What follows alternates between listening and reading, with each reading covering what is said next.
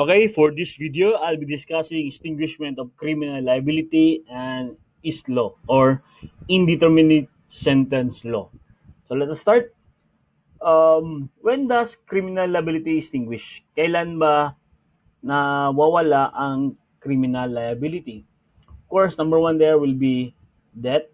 Okay, yung death ng convict.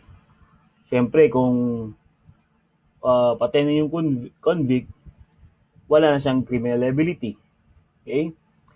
And service of sentence, pag na-serve niya ang sentence, so wala na siyang criminal liability. Okay? Yan. Service sentence.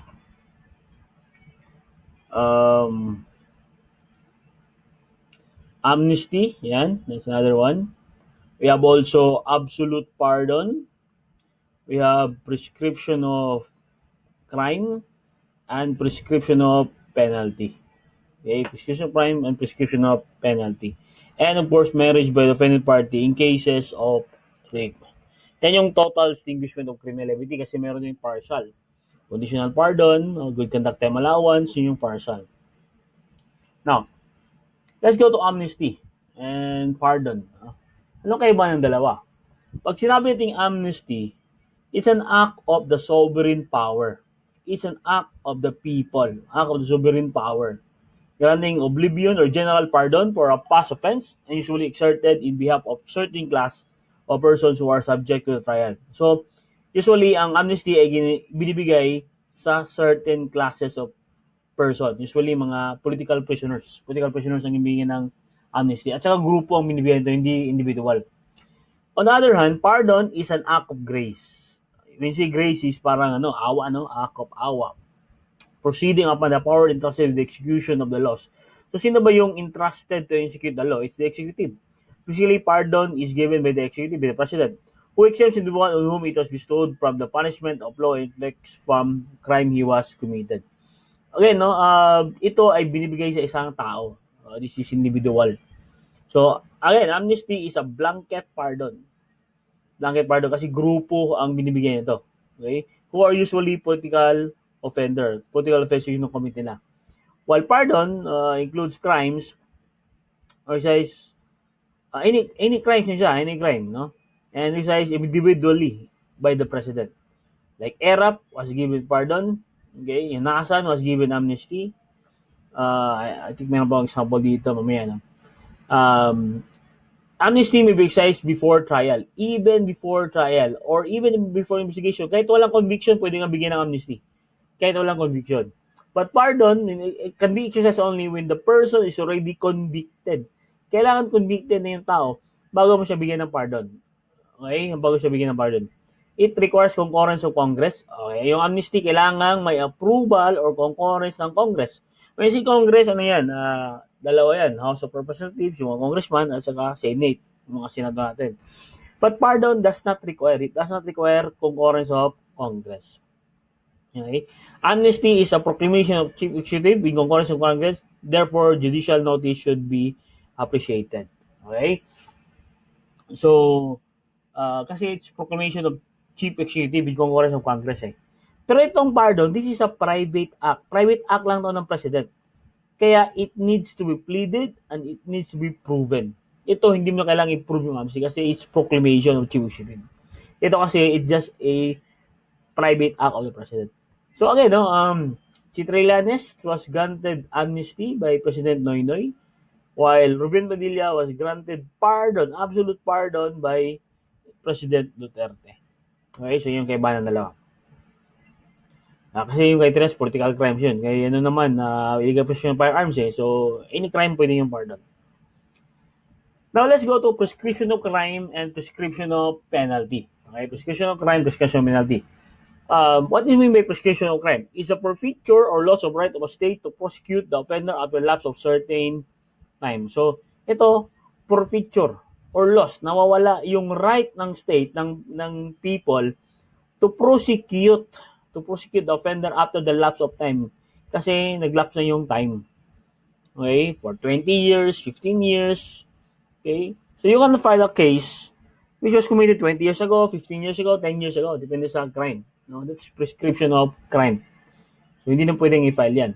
Prescription penalty now is the loss or perpetual right of a state to execute the final sentence. So, this time, sa prescription penalty, kasi penalty, may penalty. Na kinasuhan ka, nakulong ka probably, then convicted ka, may penalty, pero tumakas ka, and after the lapse of time, pagkatapos mo tumakas, hindi na pwedeng i-execute ang sentence. Yan yung prescription penalty. No? We'll discuss further that later.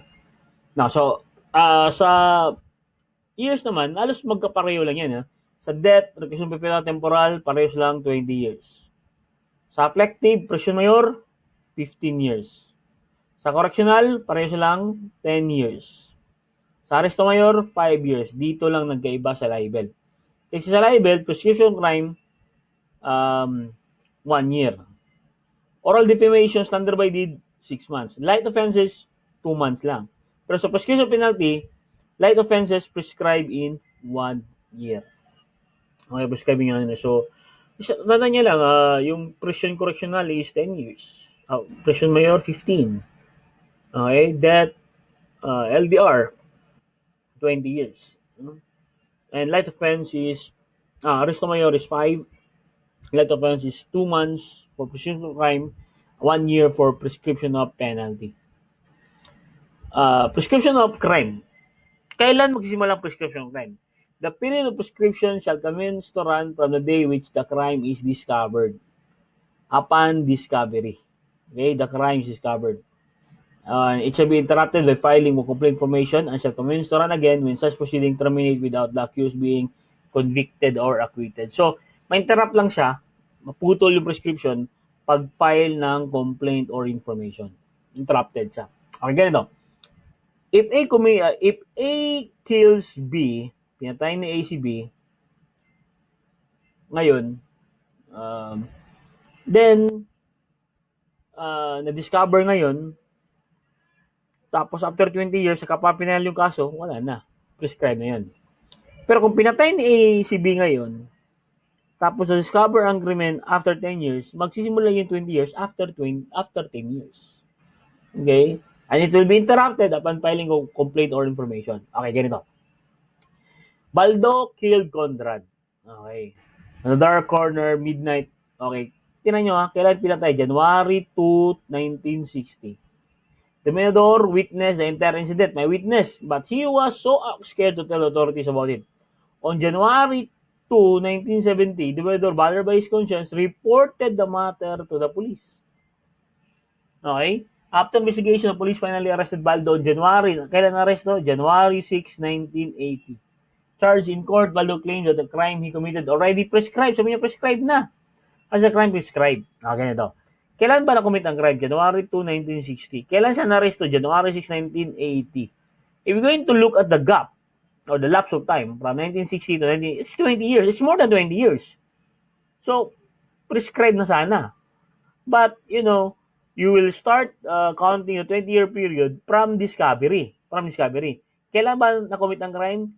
1960. Pero kailan siya na-discover? 1970. Meaning say, you will start the counting of 20-year period sa 1970. So, 1970 plus 20 years, that will be 1990. And na-arresto siya 1980 pa. So, pasok pa rin siya. The crime has not yet prescribed because the gap from discovery, 1970 to the arrest, 1980, is only 10 years. 10 years lang. So, hindi pa siya prescribed. Okay?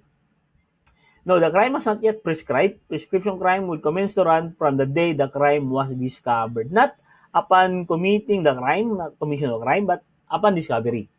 Okay? In this case presented, the crime was discovered only on January 2, 1970. Now, in prescription penalty naman, the offender must have serving his sentence, mayroon siyang sentence, serving his sentence, and he must have escaped before you can say that there is prescription penalty. Committing the crime of evasion of service of sentence. Kailan na-commit siya ng evasion of service of sentence? From the day the convict escaped, the prescription penalty commenced to run. Now, sa akin, ngayon ka na kinasuhan ka, nakulong ka after 6 years, convicted ka, your service sentence, then you escape. From the time you escape, after 20 years, after 15 years o 10 years, depende sa penalty mo, then wala ka ng criminal liability. Bakit? The penalty has prescribed or what we call prescription of penalty. Now, meron din tayong partial prescription of partial extinguishment of criminal liability. Ano yung isa yun? Yung natawag ng GCTA, Good Conduct Time Allowance. Good Conduct Time Allowance. So under the old law, under the revised penal code, from 1 to 2 years, ang credit mo lang dun is 5 days per month. New period, 20 days per month. A new law, this is the new law, no? So, additional 15 days. From 3 to 5 years, 8 days per month lang yan before. Ngayon, it is now 23 days per month. 15 days ang additional. From 6 to 10 years, 10 days per month lang ang credit. Ngayon, 25 na, additional 15. 11 or more years, 15 days per month. Ngayon, it's 30 days per month. And every time you study, you mentor, then every month, meron kang deduction na 15 days at wala yan. So, ganito. Itong good conduct time allowance, if magiging mabuti ka doon, then magkaroon ka ng deduction ng sentence mo. Bababa yung sentence mo. Depende kung ilang taong ka na doon sa loob ng kulungan. Okay?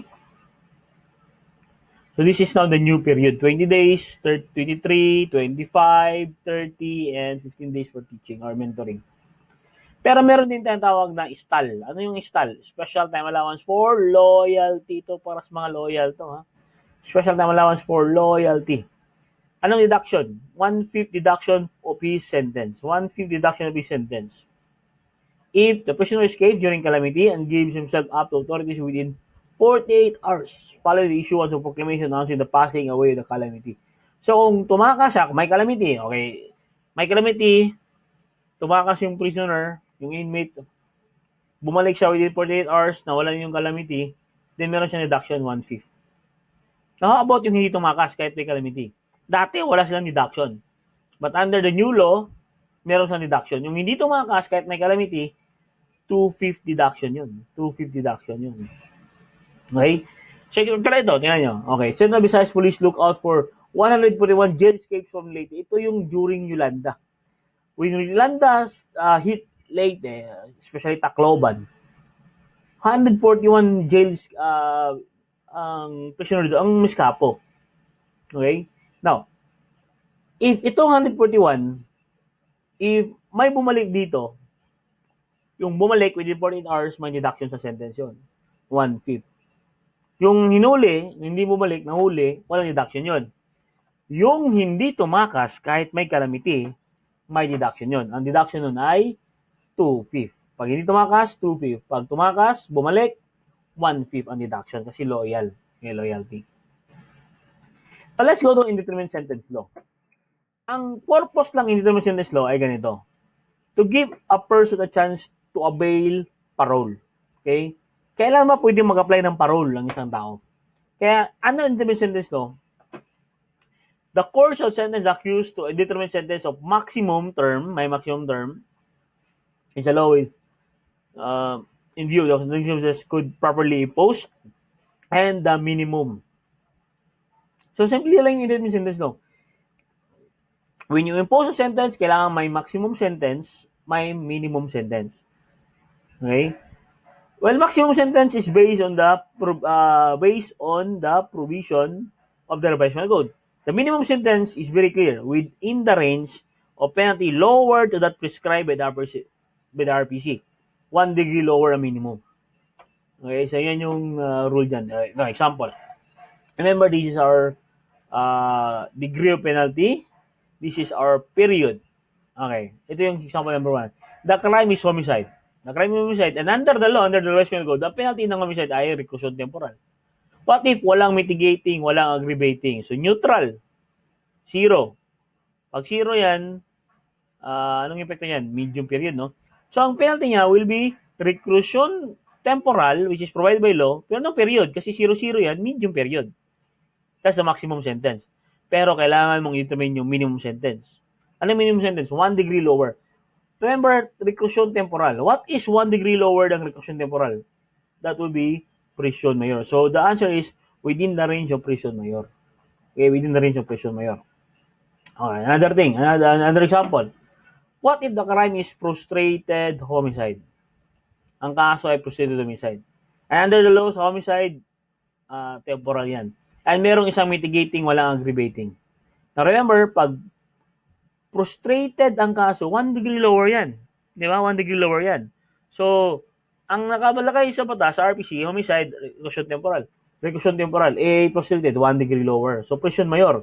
Now, saan prison mayor? Maximum period, medium period, minimum period. Merong isang mitigating. Anong epekto pag may isang mitigating? We will apply the minimum period. So, the maximum sentence will be, kasi frustrated lang yung kaso, prison mayor, minimum period, pero ang minimum sentence naman niya is within the range of prison correctional, 1 degree lower. What is 1 degree lower ng prison mayor? Prison correctional. Okay? So yan yung indeterminate sentence law. Another example. Again, the crime is still frustrated homicide. And under the law, the penalty is reclusion temporal. But remember, there is two mitigating, no aggravating. Okay? So ganito. Under the law, temporal ang penalty. Pero frustrated lang yung kaso, so 1 degree lower. So anong i-apply natin? Prison mayor. Meron pang dalawang mitigating, zero aggravating. Anong epekto niyan pag may dalawang mitigating, zero aggravating? That will be 1 degree lower. So the maximum sentence will be prison mayor. Bakit medium? Kasi nagamit mo na yung dalawang mitigating. Nagamit mo na to sa 1 degree lower, so medium period na ang i-apply natin. Medium period na. Pero ano ang minimum sentence? Ano bang 1 degree lower ng prison correctional? It will be arresto mayor. So that the minimum sentence will be within the range of arresto mayor. Okay. Pero kailan hindi applicable ang islaw? Kailan hindi, actually ang ano lang dito is, kailan hindi mag-apply ang parol? Sino ang disqualified sa parol? Sino hindi pwede bigyan ng parol? Okay, ganito. Number 1 is LDR. Life imprisonment, death penalty, reclusion perpetua. Walang parol dyan. Walang parol sa life, death, reclusion perpetua, LDR. Okay. Convicted of treason, either conspiracy or proposal, or misprision of treason. And including rebellion, sedition, espionage, and piracy. Kaya, pinag-isa ko yan, ang yung ones is press. Ano yung press? Piracy, rebellion, is espionage, sedition, and treason. Yung treason could be treason per se, misprision of treason, conspiracy to commit treason, proposal to commit treason. Yan. So, walang parol dyan. Walang parol. Those who habitual delinquent, yung mga H.D, no? Habitual delinquent, walang parol. Those who have escaped from confinement penal sentence, yung EE, escape and evaded the service sentence, walang parol. Ano tong VCP? Violated the conditional pardon. Yung nag-violate sa conditional pardon, walang parol. Pag ang penalty mo is 1 degree, 1 year. Okay? 1 year below. 1B is 1 year below. Okay? Pag ang kaso mo is 1 year below, then walang parol dyan. Kasi straight penalty yan. 6 months, 3 months, 4 months. Okay? Walang maximum minimum dyan. NDS, pag ang penalty mo is this year or suspension, then that is only walang parol dyan. No? You cannot avail the parol. Okay, ito. In the conviction for homicide, the case is homicide, the trial court proceeded 2 mitigating, dalawa yung mitigating, and 1 aggravating. Homicide under Article 249 or Brashman Code is punishable with reclusion temporal. Imprisonment of 12 years naman to 20 years. Applying intermittent sentence law, determine the appropriate impossible penalty. Okay, ganito. Ang kaso, homicide. Ang penalty, perpetua. Pero may dalawang mitigating, isa ang aggravating. Pag i-offset natin yan, ano matitira? 1 mitigating. So, ano dalawa? Temporal eh. So, temporal yung penalty niya, anong period? Maximum, minimum, medium, minimum. Remember, there is one mitigating na natira sa offset. So, minimum ang i-apply natin. So, reclusion temporal, minimum period. Pero ano ang minimum sentence niya? 1 degree lower ng temporal, that is prison, this is wrong, no? This is not prison correctional, but this is prison mayor yan. Prison mayor yan. 1 degree lower. So, maximum sentence will be reclusion temporal is minimum period. Okay? Kasi may one mitigating. Maximum naman niya, this is not maximum. This, minimum naman niya ay prison mayor. Within the range of prison mayor. Okay, so let's answer some questions. One, it is an act of sovereign power granting albeit or general pardon for past offense and is usually executed in behalf of certain class of persons who are subject to the trial. So it's sovereign power. The power of the people. No? And it is general pardon. Okay? Past offense. And given to a certain class. Anong tawag na dyan? It is, of course, amnesty. Amnesty yan. Two, it is an act of grace proceeding from the power of entrusted with the execution of laws which exempts the individual whom it is bestowed from punishment of the law. So it is an act of grace. Act of grace yan. Sino yung magbibigay ito? Yung entrusted execution of the laws, the president, who will exempt the individual from the punishment. Anong tawag din yan? And that will be pardon. That will be pardon. 3. It is the forfeiture or loss of right of a state to prosecute the offender after the lapse of certain time. Okay? So, forfeiture right of to prosecute, to file case. To prosecute means to file cases, offender, after the lapse of time. Kasi nag-lapse yung time. Anong tawag na dyan? Prescription of crime. Kasi to prosecute. Okay, to prosecute. And there's a lapse of certain time. 4. What is the prescription of crime of libel? Pag libel, sabi ko, it is 1 year. Okay, 1 year. 5. When does prescription of crime commence to run? Kailan magsisimula ang prescription of crime? Is it A, upon discovery of the crime? B, upon commission of crime? C, upon service sentence and escape? D, filing of complaint. So it will be upon discovery. Magsisimula ang prescription of crime pag ma-discover na yung krimen. 6. During the first 2 years of imprisonment, a convict shall be allowed to deduction of. Okay. Pag first 2 years, dati 5 days lang yan. Ngayon, it is 20 days na.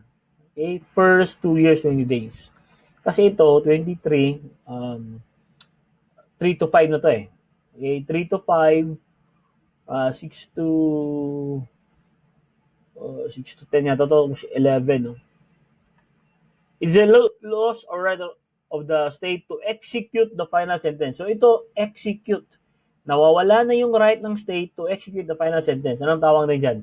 Prescription of penalty. Prescription of penalty. 8. What is the prescription penalty for light offense? Pag light offense, prescription of penalty, ano nakalagay doon? 2 months. 2 months lang. 9. When does prescription of penalty commence to run? Ito, prescription penalty naman. Kailan magsisimula yung prescription penalty? Counting ng prescription penalty. So, it will be upon service of sentence and escape. Okay? Kailangan mag-serve ka ng sentence mo, tapos umiskapo ka, after 20 years, wala ka ng kaso. And that is prescription of penalty. Prescription of penalty. Okay. During the 3rd to 5th year, inclusive of imprisonment, a convict shall be allowed to deduction of. Okay. To 3rd, 5th year, it will be 23 days per month. 23 days per month kasi 3rd to 5th year. Okay. 11. A special time allowance for reality of blank for a period of his sentence shall be deducted or granted to any prisoner who gives himself upon the authority within 48 hours.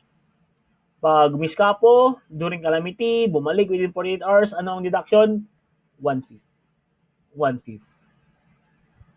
Special time allowance for loyalty of the period of his sentence shall be granted in case the said person choose to stay in the place of his confinement notwithstanding the existence of calamity or catastrophe. So, anong deduction pag he chooses to remain? No? Hindi umiskapo? The answer will be 2/5. Okay, 2/5 yan. This is understood as indeterminate sentence law. PD 968, provision yan eh. PD 603, Challenge will put. Act 3815, Revised Penal Code. So, ang answer ko dyan is 4103. Act number 4103. Who among the following convicts are not entitled to benefits of indeterminate sentence law? Sino ang hindi pwedeng bigyan ng indeterminate sentence law? Recidivist. Pwede kasi ang bawal, habitual delinquent. Those maximum term exceeds 1 year, pwede. Pag exceeds 1 year, pwede yun. Ang hindi pwede bigyan, yung 1 year and below. Inciting to sedition. Sedition. nasa press yan. Piracy, rebellion, espionage, sedition, and treason. Okay? So, ang sagot dito actually is not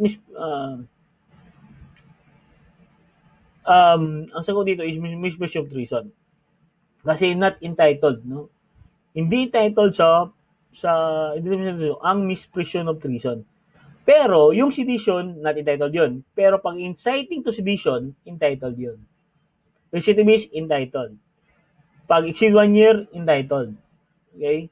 Inciting sedition, entitled. Pero kung sedition lang, hindi entitled yun. Okay?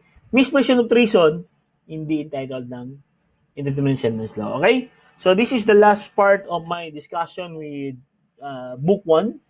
And this is a trying times for all of us, no? This pandemic, daming challenges, we're preparing for the board exam, but the key for success is perseverance. Okay, I know you have hard life now, you have hard time studying probably, problem with internet connections, no? With time, but just continue to study. Persevere, perseverance. Okay, so good luck sa board exam. Kaya nyo ang board exam, kaya natin ang board exam. Thank you and see you on my next other subjects with you.